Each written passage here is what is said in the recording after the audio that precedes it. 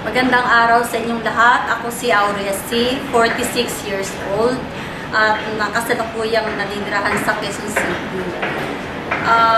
Nais ko lamang pong ibahagi sa inyo ang aking naging napakagandang karanasan sa paggamit ko po ng C24/7 na produkto ng AIM Global. Nais ko pong patunayan sa inyo ang naging napakalaking tulong at naging napakagandang karanasan ko sa pamamagitan ng paggaling na ang aking karamdaman dahil sa C24/7. Noong pong 2001, ako po ay nagkasakit ng aortic dissection. At ako po ay binigyan ng napakaraming gamot magmula nung taon na yon.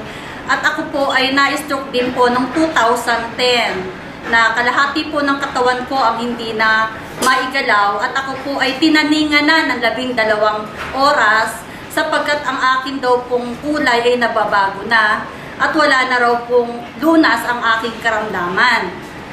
At ako po ay nagpapasalamat sapagkat ako po ay nagkaroon ng magandang pagkakataon na ako ay maging bahagi ng kumpanyang ito at ako ay nakagamit ng C24/7 at ako ay nakakapagpatunay pa at nakapagsasalita pa sa inyo sa mga sandali ito.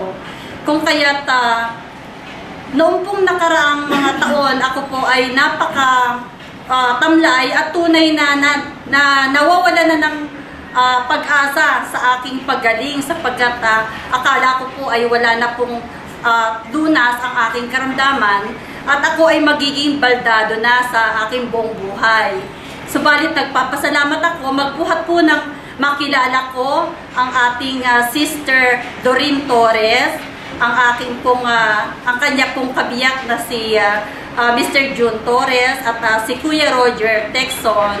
Sila po ang mga instrumento na ginamit ng ating Panginoon upang makilala ko ang C24/7 at magmula po nang gumamit ako ng gamot na ito ay tunay po na napakalaki ng pagbabago na napansin ng aking mga kamag-anak, ng lahat ng mga tao sa aking kapaligiran na tunay naging aktibo ang aking pangangatawan at ako ay naging masigla at nakita nila ang napakalaki pagbabago at resulta ng aking pag-inom ng gamot na ito.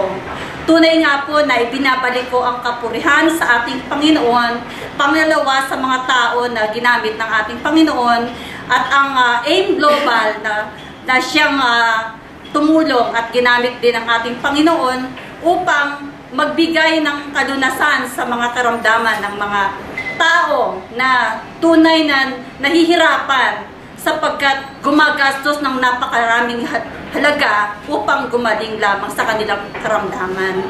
Maraming salamat po sa AIM Global at maraming salamat po sa inyong lahat.